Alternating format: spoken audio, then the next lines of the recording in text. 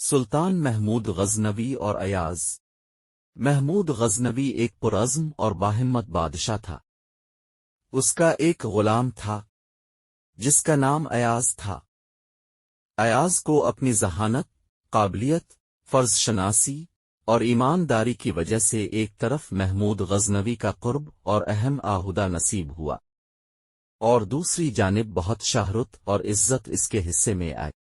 کہتے ہیں کہ سلطان محمود غزنوی اپنے اس غلام ایاز پر انتہا اعتماد کرتا تھا، اور ایاز نے بھی ہر موقع پر خود کو اپنے منصب اور سلطان کے اعتماد کا اہل ثابت کیا۔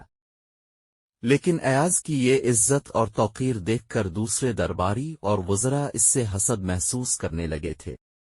ایاز نے اپنے کمرے میں ایک الماری کو تالا لگایا تھا۔ وہ ہر روز الماری کھولتا اور اس میں سے کچھ دیکھ کر پھر بند کر لیتا۔ ایک دفعہ دوسرے وزراء نے اس کو ایسا کرتے ہوا دیکھ لیا تو ان کو یقین ہو گیا کہ اس نے کوئی قیمتی چیز چرا کر الماری میں رکھا ہے۔ سلطان محمود غزنوی کے وزراء نے انہیں یہ شکایت لگائی کہ بادشاہ سلامت ایاز کی ایک الماری ہے، یہ اس الماری کو تالا لگا کر رکھتا ہے، وہ روزانہ اس الماری کو کھول کر دیکھتا ہے اور کسی دوسرے بندے کو دیکھنے نہیں دیتا۔ ہمارا خیال ہے کہ اس نے اب کے خزانے کے قیمتی ہیرے اور موتی اس کے اندر چھپا کر رکھے ہوئے ہیں، اب ذرا اس کی تلاشی لیجیے۔ جب بادشاہ کو یہ شکایت لگائی گئی تو بادشاہ سلامت نے اسی وقت ایاز کو بلوایا اور کہا، ایاز کیا تمہاری الماری ہے؟ اس نے کہا جی ہے۔ پوچھا کیا اسے تالا لگا کر رکھتے ہو؟ اس نے کہا جی ہاں۔ پوچھا کسی اور کو دیکھنے دیتے ہو؟ عرض کیا جی نہیں۔ پھر پوچھا کیا تم خود اسے روزانہ دیکھتے ہو؟ عرض کیا جی ہاں۔ پھر بادشاہ نے فرمایا کہ چابی لاؤ۔ ایاز نے چابی دے دی۔ بادشاہ نے کسی بندے کو بھیجا کہ جاؤ اس الماری میں جو کچھ موجود ہے وہ لا کر یہاں سب کے سامنے پیش کر دو۔ وہ حاسدین بڑے خوش ہوئے کہ دیکھو اب اس کی حقیقت کھل جائے گی۔ جب اس کی چوری کا سامان سامنے آئے گا تو بادشاہ ابھی اس کو یہاں سے دھکے دے کر نکال دے گا۔ اللہ کی شان کہ جب وہ بندہ واپس آیا تو اس نے آ کر بادشاہ کے سامنے 3 چیزیں رکھ دیں، ایک پرانے جوتے اور پرانا تہبند اور ایک پرانا کارتا۔ بادشاہ نے پوچھا اس میں کچھ اور نہیں تھا؟ اس نے کہا جی نہیں، یہی کچھ تھا۔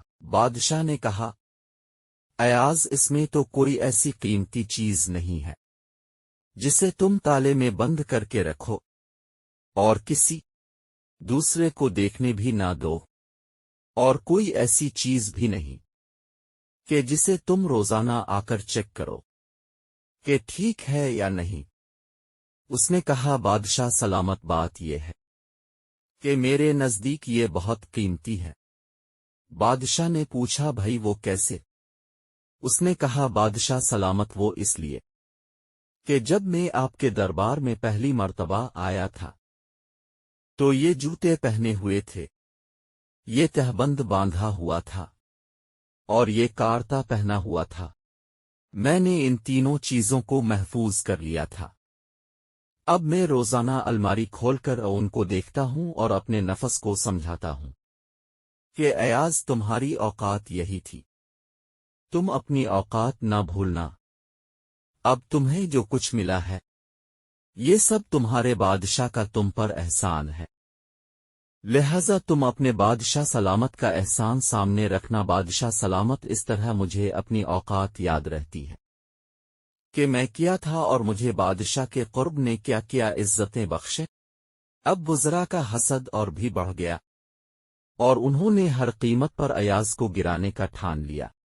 ایک مرتبہ تمام وزراء نے سلطان کو شکایت کی کہ ایاز ایک غلام ہے اور باقی درباری بڑے نام و نسب والے ہیں، ان کے مقابلے میں ایک غلام کی اتنی عزت افزائی مناسب نہ ہو، اور کوئی غلام اس قابل نہیں ہوتا کہ اسے ایسا مقام دیا جائے۔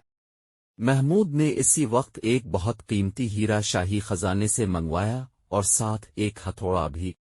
اب اس نے اپنے ایک عالی نسب وزیر کو بلایا اور ہیرے کو توڑ دینے کا حکم دیا۔ وزیر نے عقل مندی ظاہر کرتے ہوئے کہا، بادشاہ سلامت یہ قیمتی ہیرا ہے، اور ریاست کی امانت ہے، اس کے ٹوٹنے سے نقصان ہوگا۔ میرا خیال ہے کہ آپ اپنے فیصلے پر نظر ثانی فرما لیں۔ محمود نے اس کی بات سن کر دوسرے وزیر کو بلایا اور وہی حکم دیا۔ اس نے بھی اسی قسم کی بات کی اور خود کو بادشاہ اور قوم کا خیر خواہ ثابت کرنے کی کوشش کی۔